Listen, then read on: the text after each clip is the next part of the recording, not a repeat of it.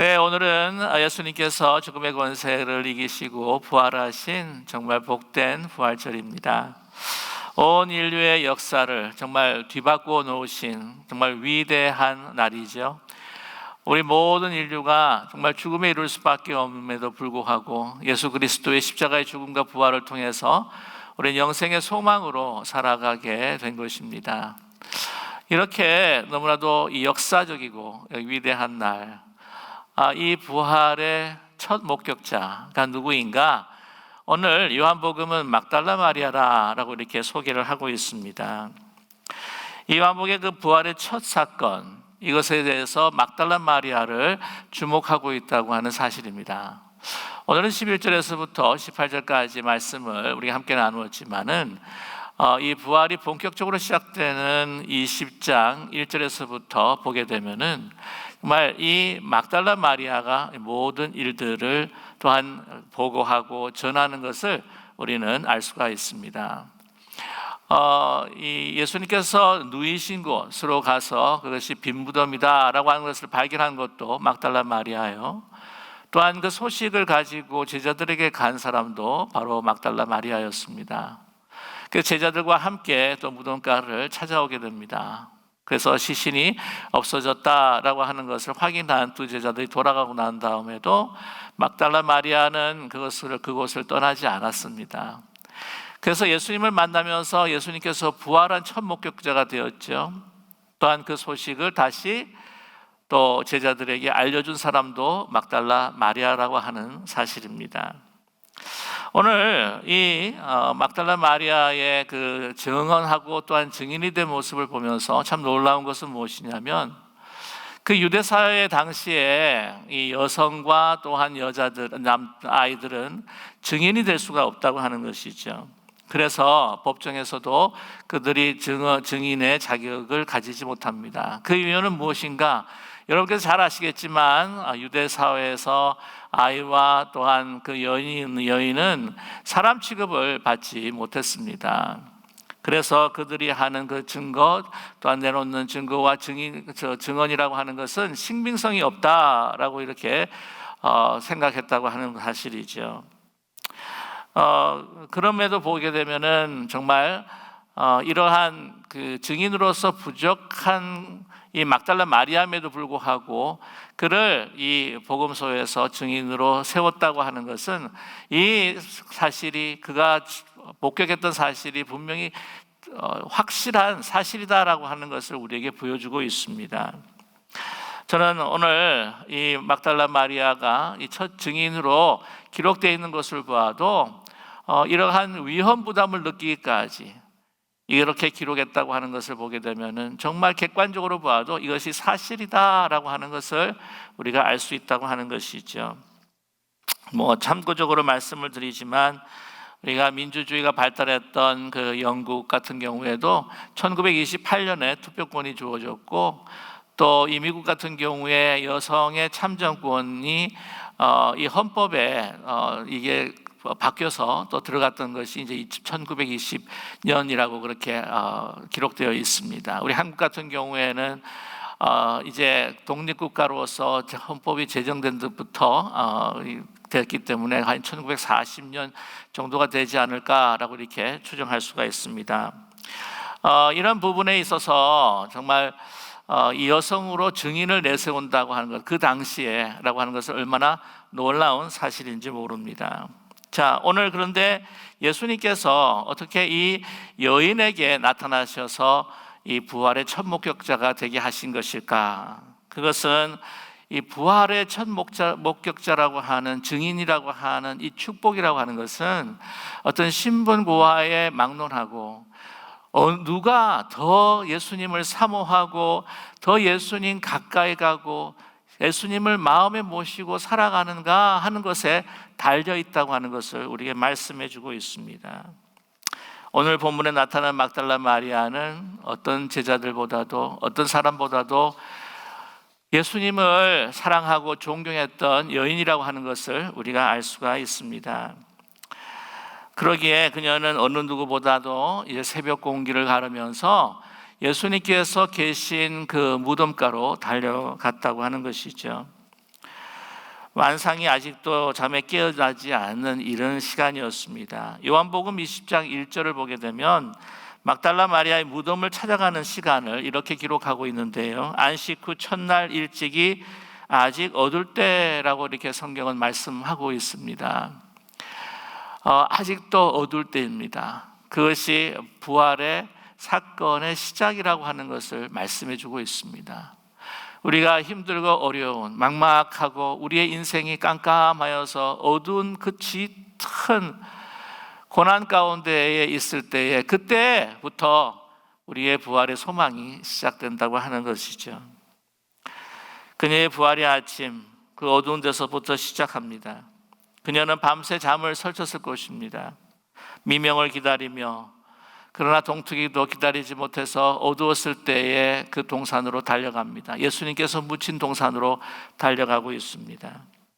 생명을 향해서 달려가는 것이 아닙니다. 죽음을 향해서 달려가고 있습니다.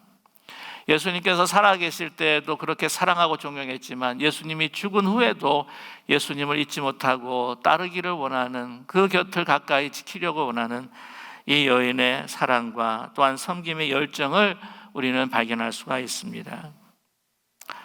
이제 그의 열정은 그 빈 무덤을 발견하고 확인한 제자들이 떠났음에도 그치지를 않습니다. 거기서 계속해서 울고 또한 통곡하는 마리아를 우리는 발견하게 됩니다. 주님의 시체를 찾을 때까지 계속해서 그녀는 통곡했을 것입니다. 인간의 사물에 대한 깊은 애정과 열정이 있었기에, 그리고 그 열정으로 예수님을 사랑한 사람이었기에 이제 그 시신을 찾기 위해서 그 시신을 또한 가지고자 그렇게 슬피 울었습니다. 저는 이 막달라 마리아가 이 뜨거운 하나님 주님을 향한 사랑을 가지고 있었다고 하는 것은 당연하다고 생각을 합니다. 왜냐하면 예수님을 만나기 전에 이 여인은 매우 비참한 여인이었습니다. 마가복음 16장 9절을 보게 되면은 이 여인은 일곱 귀신에게 붙잡혀 있었던 여인이라고 이렇게 소개하고 있습니다.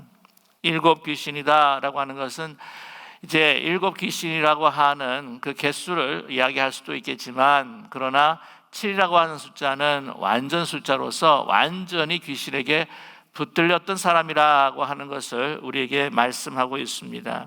그런 처참한 상황입니다. 인간으로서는 도저히 헤어나올 수 없는 그러한 절박한, 그러한 힘들고 고통스러운 상황과 삶이었다고 하는 것이죠. 그러나 이 문제를, 이 고통 가운데, 이 노예된 가운데에서 해방시켜 주신 분이 바로 예수님이셨습니다. 치유해 주셨습니다. 절망자 같은 그 죽음과 같은 그 삶을 이제는 새로운 기쁨과 또한 진정한 삶이 무엇인지를 예수님께서는 그녀에게 주셨다고 하는 것이죠. 어떤 것도 그냥 스쳐갈 수 없었습니다. 모든 것들을 열정적으로, 특별히 예수님께서 하시는 한마디 한마디의 말씀, 한 행동 하나 그녀는 그 눈에 두었고 귀에 담았고 마음에 담았던 여인이었습니다.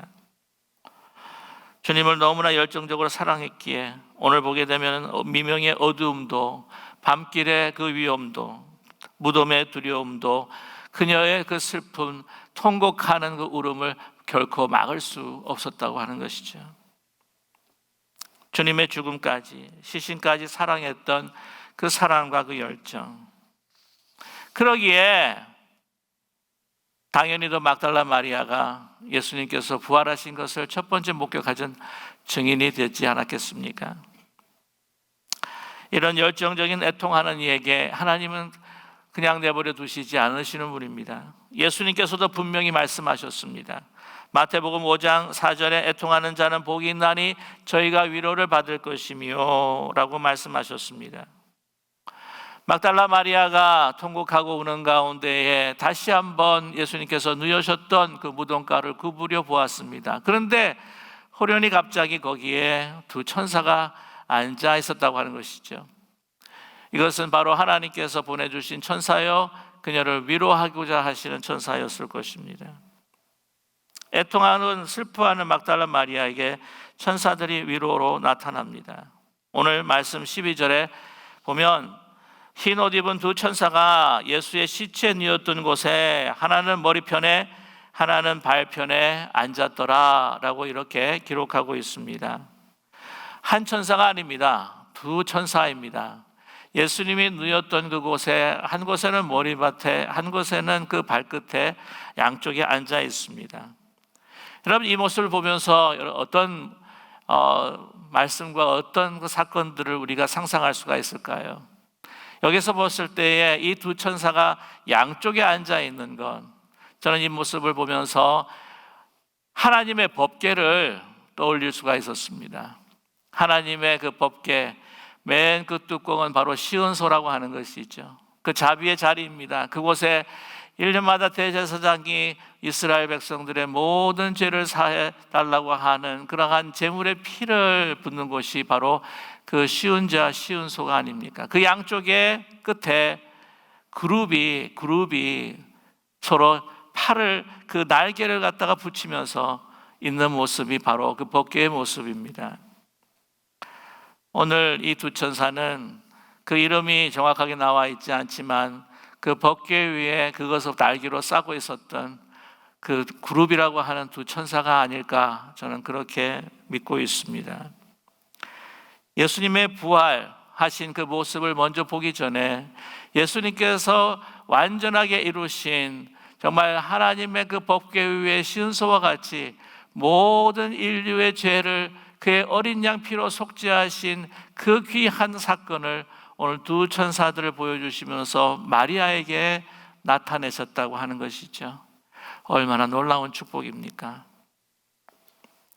이 천사들이 이릅니다. 어찌하여 우느냐? 막달라 마리아가 대답합니다. 13절 하반절의 말씀이죠. 이르되 사람들이 내 주님을 옮겨다가 어디에 두었는지 내가 알지 못함이니이다. 아직도 슬픔의 현실을 벗어나지 못합니다. 절망이라고 하는 그 그녀의 그 상황을 벗어나지 못하는 겁니다. 빈 무덤을 보았을 때에 그 안에 소망이 있고 예수님께서 사실 수 있었다고 하는 그런 믿음이 있었다면 부활하셨구나 라고 그녀는 외쳤을 것인데 그러지 않았다고 하는 것이죠. 예수님의 그 시신이 없어졌을 때 누가 옮겨갔구나 라고 하는 우리 인간이 생각하는 그냥 일반의 그 상식을 넘어서지를 못하고 있습니다.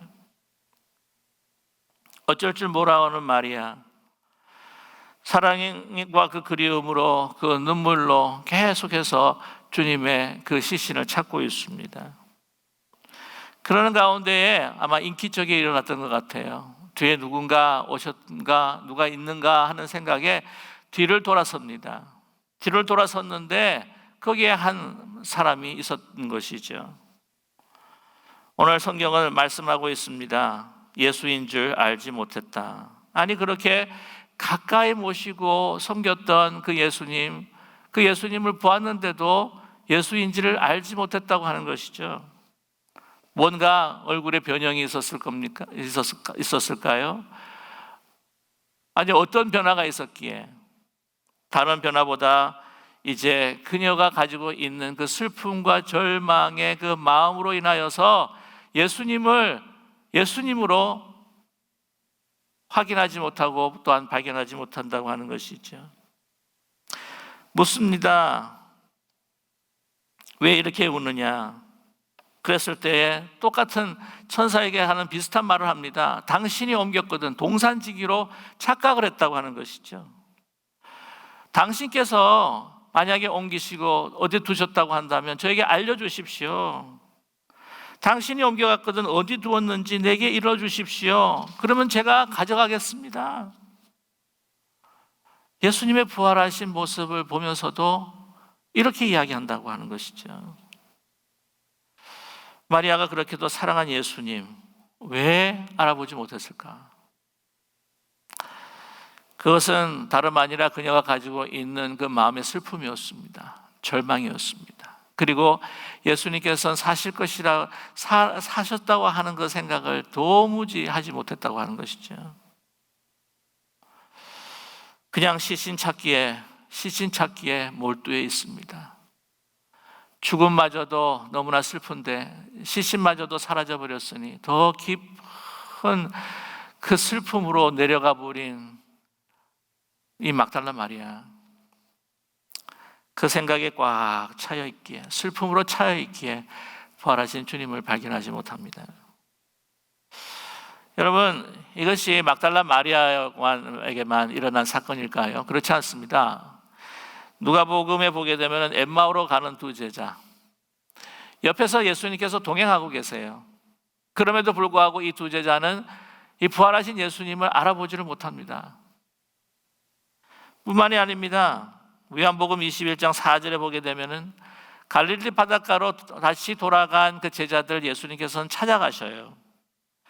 바닷가에 서셔서 그들이 고기를 낚는 그 모습들을 계속해서 바라보고 있음에도 그들이 보면서도 예수님인지 알지 못했다고 성경은 기록하고 있지 않습니까? 24장 1절에 날이 새어갈 때 예수께서 바닷가에 서셨으나 제자들이 예수인지 알지 못하는지라 라고 이렇게 말씀하고 있습니다. 자기 생각으로 꽉 차 있는 것입니다. 인간적인 슬픔, 절망으로 가득 차 있기에 볼 수가 없는 거예요. 그래서 우리는 너무나 잘 알고 있지 않습니까? 보아서 믿는 것이 아닙니다. 내가 믿어서 보는 것이죠. 내 생각에 가득 찬, 내 마음에 가득 찬 것으로 이 모든 세상을 보게 된다고 하는 것이죠. 그래서 이 시각이라고 하는 것은 매우 부분적이고 편견적이고 주관적일 수밖에 없습니다. 눈으로 보는 것은 진실이라고 생각합니다. 그러나 우리는 편견에 매일 수밖에 없다고 하는 것이죠. 눈을 통해서 보고 생각하고 또한 그것을 감지한다고 하는 것, 그것이 얼마나 불완전한 것인지 모릅니다. 근데 이제 자신을 알아보지 못하는 마리아에게 예수님께서는 그녀의 이름을 부르십니다. 마리아야. 주님께서 마리아야 라고 이름을 부르자, 아니 어떻게 내가 모르는 사람이 내 이름을 알지? 라고 하는 생각으로 인해서 자기 생각이 바뀌면서 이제 주님을 다시 주목하게 됩니다. 그 동산지기를 주목하게 되는 거죠. 가만히 살펴보니까, 정신을 차리고 가만히 살펴보니까 주님이셨습니다. 마리아는 이야기합니다. 라보니, 선생님이요. 이 선생님이라고 하는, 라본이라고 하는 이 아람 말은 그 분이 얼마나 존경스러운 나의 스승이고 나가 사랑하는 그런 스승님이시고 선생님이신가 하는 그 의미가 담겨 있는 그 부름입니다. 라보니. 이 이름을 불림받고 그 이름을 부를 때에 이제 이 막달라 마리아의 삶 가운데, 그 마음 가운데 새로운 빛과 희망이 샘솟기 시작합니다. 그런 이야기를 합니다.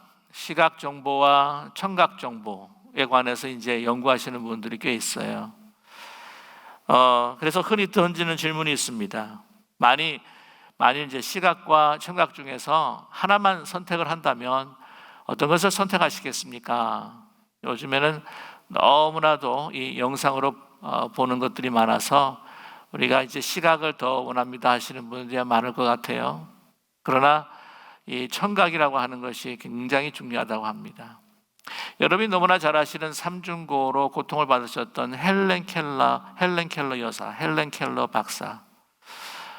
그녀가 이런 이야기를 했습니다. 나에게 만약에 선택이 있다고 한다면 내가 청각 혹은 시각 둘 가운데에 하나를 택하라고 한다면 저는 청각을 택하겠습니다 라고 그렇게 이야기한 적이 있습니다. 그러면서 그 이유에 대해서 이야기를 하셔요. 시각을 잊어버리게 되면 사물과 단절이 되는 거지만 청각을 잊어버리면 사람과 단절이 되는 것이기 때문입니다 라고 그렇게 이야기하신 적이 있습니다. 여러분, 신앙적으로 이야기할 때도요, 시각보다 청각이 더 우리 진리의 말씀이 우리 가운데에 들어오시게 됩니다. 로마서 10장 17절에 바울은 말씀합니다. 그러므로 믿음은 들음에서 나며 들음은 그리스도의 말씀으로 말미암았느니라 라고 이렇게 말씀하고 있습니다. 믿음은 어디서 난다고요? 들음에서 난다고 말씀하고 있습니다. 요한복음 20장 29절에도 제가 말씀드렸지만 예수께서 이르시되 너는 나를 본고로 믿느냐? 보지 못하고 믿는 자들은 복되도다. 보지 못하고 믿는 자들은 어떻게 듣습니까? 그 말씀을 듣고 예수님을 믿는 사람이 된다고 하는 거죠. 여러분, 또한 우리가 죽음을 맞이하여서 우리가 죽음 가운데 있을 때도, 죽어가는 그런 가운데도 오래 가장 남는 것이 이제 천각이라고 우리는 잘 알고 있습니다. 또 한 가지는 요한복음 5장 28절에서부터 29절의 말씀에 이런 말씀이 있습니다. 이를 놀랍게 여기지 말라. 무덤 속에 있는 자가 다 그의 음성을 들을 때가 오나니 선한 일을 행한 자는 생명의 부활로, 악한 일을 행한 자는 심판의 부활로 나오리라. 우리 모두가요, 예수님의 음성을 듣고 잠에서 깨어나 우리는 부활하신 주님을 맞이하게 된다고 하는 사실입니다. 우리가 영원한 그 안식을 취하고 있을 때에 예수님께서 우리의 이름을 불러주실 것입니다. 우리 각 개인의 이름을 불러주실 것입니다. 경진아 라고 할 때에 저는 그 예수 그리스도의 음성을 듣고 저는 다시 깨어나게 될 것입니다. 주님은 하나님의 사람의 이름을 부르십니다. 한 사람 한 사람. 너무나도 참 놀라운 사실은 뭐냐면 예수님께서 자기의 첫 부활을 목격하는 그 자, 그것은 딱 한 여인에게 먼저 나타나셨다고 하는 사실이죠. 예수님께서 부활하셔서 맨 처음에 나타나실 때 수많은 사람들에게 한꺼번에 이렇게 짜잔 하고 나타나실 수도 있었어요. 그런데 오늘 너무 이 부활의 첫 장면, 부활의 첫 사건이 얼마나 퍼스널하고 얼마나 우리의 그 마음을 터치하고 우리 한 개인의 절망을 회복시키는 사건인지 모른다는 거예요. 성 어거스틴은 이렇게 이야기를 하죠. 이 땅에 다른 사람들이 하나도 없고 나 혼자만 있다고 할지라도 예수님께서는 그 십자가에 그 짐을 지시고 우리를 나를 위해서 죽으셨을 것이다. 저는 그것을 믿습니다. 한 생명을 사랑하시는 분이기 때문이죠. 모든 일들을 사랑하기도 하시지만 그러나 한 개인 개인을 잊지 않고 찾아오셔서 우리를 만져주시고 우리의 이름을 불러주시는 그 사랑의 목소리로, 그 부활의 음성으로 우리를 이름을 불러주시는 주님이신 줄 우리는 분명히 믿습니다. 얼마나 반가웠겠어요. 얼마나 반가웠겠습니까? 그토록 정말 마음에 품고 정말 사랑했던, 존경했던 스승님, 이제 예수님을 너무 반가우니까 만지고 싶었겠죠. 그때에 오늘 본문 17절의 말씀 보게 되면 나를 만지지 마라 라고 말씀하고 있습니다. 내가 아직 아버지께로 올라가지 못하였노라 라고 말씀합니다. 만지는 것을 금했다고 하는 거죠. 사실 상상을 해보면 너무 기뻤을 겁니다. 그래가지고는 막 달려가서 정말 그 발에다가 키스를 하고 손에다도 키스를 하고 막 예수님을 안고 싶은, 너무 반가우니까. 근데 금합니다. 왜 금했던 것일까요? 인간의 손으로 만질 수 없는 몸이었기 때문에 그랬을까요? 그렇지는 않습니다. 요한복음 20장 27절에 도마에게도 그렇게 말씀을 하세요. 옆구리에다가 넣어보라. 그리고 손자국에다가 한번 넣어보라.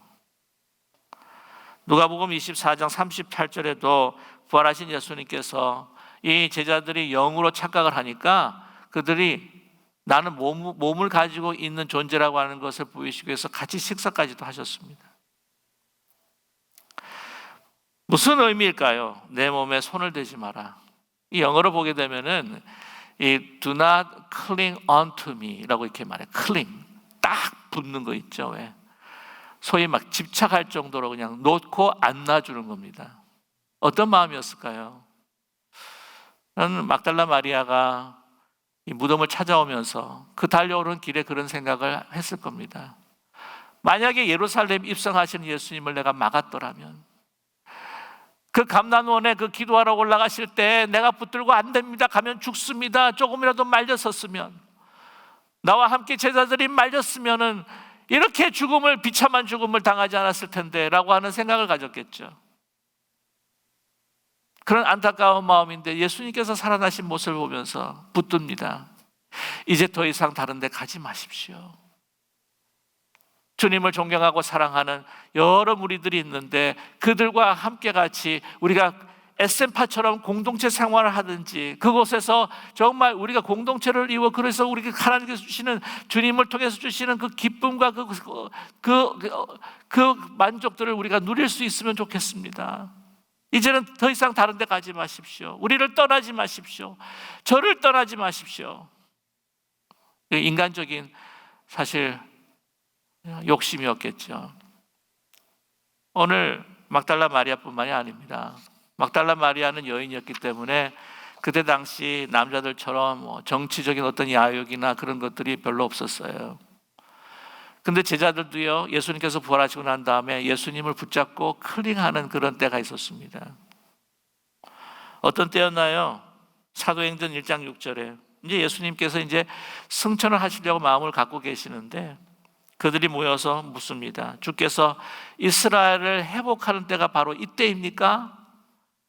예루살렘 입성하셔가지고는 나중에 십자가를 지셨지만 이제 부활하셨기 때문에 사람들이 놀랄 것입니다. 이제 우리가 목적한 바를 이룹시다. 가서 이 이스라엘이라고 하는 왕국을 다시 정말 예수님의 그 능력으로 세워봅시다. 로마를 축출합시다. 그 더럽혀진 그 성전들, 제사장들을 다 그냥 내보내버리고 정말 깨끗하게 하면서 우리가 왕국을 한번 세워봅시다. 이스라엘 민족을 세울 때가 이때가 아닙니까? 그게 클링잉 하는 거예요. 클링잉. 인간의 욕심, 민족주의로 자기의 영달을 위해서 클링잉 하는 거죠. 다른 데 가지 마시고 지금 우리와 함께 일을 하셔야 합니다. 사도행전 1장 7절과 8절의 말씀, 이르시되 때와 시기는 아버지께서 자기의 권한에 두셨으니 너희가 알 바가 아니요 오직 성령이 너에게 임하시면 너희가 권능을 받고 예루살렘과 온 유다와 사마리아와 땅끝까지 이르러 내 증인이 되리라 하시니라.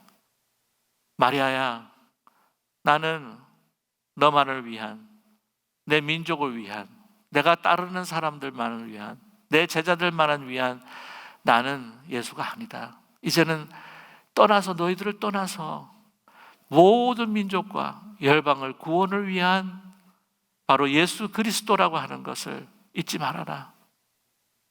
인간적으로 나를 붙들면 안 된다. 이제 너에게 사명을 주노니 내가 다시 살았다고 하는 것을, 그리고 내가 다시 하늘로 올라가야 한다고 하는 사실을 제자들에게 알려다오 라고 말씀하고 계십니다. 사명을 주신 것이죠. 17절 하반절에 너는 형제들에게 가서 이르되 내가 내 아버지 곧 너희 아버지 내 하나님 곧 너희 하나님께로 올라간다, 이 말씀을 전하라. 그녀는요, 부활의 최초의 전도자가 되었습니다. 저와 여러분, 이 코로나19로 인해서 참 힘들고 어려우신 분들이 많습니다. 그렇지 않습니까?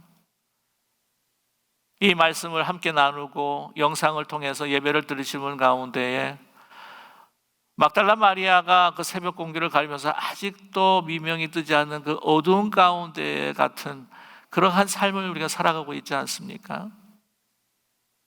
그러나 그 가운데에 여러분, 절망한 마음으로 나는 끝났다, 나는 망했다 라고 하는 것이 아니라, 절망으로 인하여서, 슬픔으로 인해서, 고통과 두려움으로 인해서 우리가 보지 못하는, 발견하지 못하는, 내가 예수 그리스도, 부활하신 예수 그리스도께서 지금 우리와 지금 함께하고 계신데 그 마음으로 우리가 주님을 발견하지 못하는, 만나지 못하는 저희들이 되지 않고, 이 시간 오늘 이 말씀을 통해서, 이 성경의 본문 말씀을 통해서 마리아에게 들려주시는 그 부활의 음성을 이 시간 들을 수 있는 저와 여러분 되기를 간절히 소망합니다.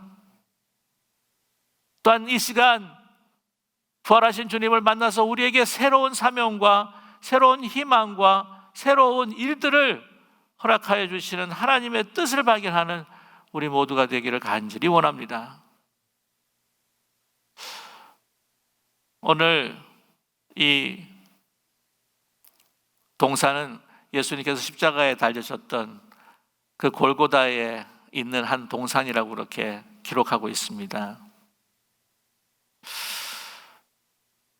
여러분, 오늘 이 동산은요, 예수님께서 마리아에게 부활하신 주님의 음성을 들려주시면서 그녀를 회복하시는 이 순간은 바로 에덴 동산에서 타락했던 우리 인류, 우리의 조상, 그 잃어버렸던 그 기쁨의 그 에덴, 그 부활과 그 생명을 잃어버린 그곳이 다시 회복되는 장소가 바로 오늘 이 동산이라고 하는 사실이죠. 오스틴 마일즈라고 하는 분이 이 복음성가를 작사 작곡하시는 분이 계신데, 그분이 오늘 이 동산에서 주님을 만나며 우리 한 사람뿐만이 아니라 모든 인간의 정말 에덴, 그 삶이 에덴 동산으로 회복하여 주시는 그 놀라운 그 일들을 그가 경험하면서 지었던 찬송가가 있습니다. 여러분, 저와 여러분이 참 애송하는 찬송가인데, 찬송가 442장 찬송이에요. 저 장미꽃 위에 있을, 저 장미꽃 위에 있을 아직 맺혀 있는 그때에 귀에 은은히 소리 들리니 주 음성 분명하다. 주님 나와 동행하면서 나를 친구 삼으셨네. 우리 서로 받은 그 기쁨은 알 사람이 없도다. 3절에 밤 깊도록 동산 안에 주와 함께 있으려 하나 괴로운 세상에 할 일 많아서 나를 가라 명하신다. 주님 나와 동행하면서 나를 친구 삼으셨네. 우리 서로 받은 그 기쁨은 알 사람이 없도다. 저와 여러분, 지금 여러분께서 영상을 통해서 예배드리는 그 장소가 막달라 마리아가 주님을 만났던 그 아름다운 동산이 되시기를 간절히 소망합니다. 어떤 상황 속에서도, 어떤 어려움 속에서도 우리를 떠나지 아니하시고 성령으로 우리와 함께 하시는 부활하신 예수 그리스도의 나의 이름을 불러주시는 음성을 듣고 다시 일어나 주님께서 주신 이 땅의 귀한 사명들을 감당하시는 저와 여러분 되시기를, 부활의 사람들이 되시기를 주님의 이름으로 간절히 축원합니다.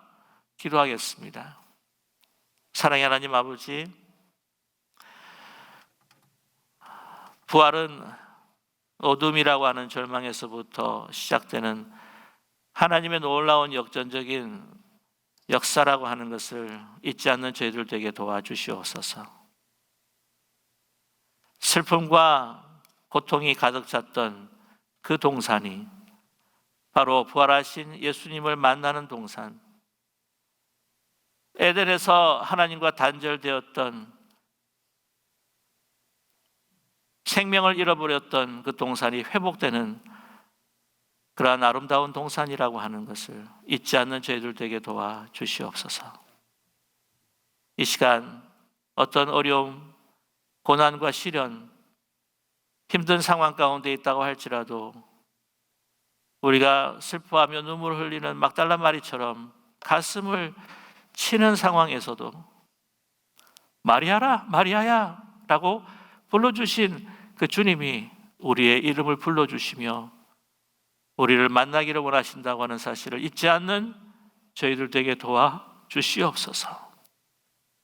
그래서 슬픔의 동산이 기쁨의 동산이 되게 하시고, 죽음의 동산이 생명의 동산이 되게 하시고, 이제는 우리의 고통의 동산이 아니라 온전한 희락의 동산, 구원의 동산, 재창조의 에덴의 동산이 될 수 있도록 은총 베풀어 주시옵소서.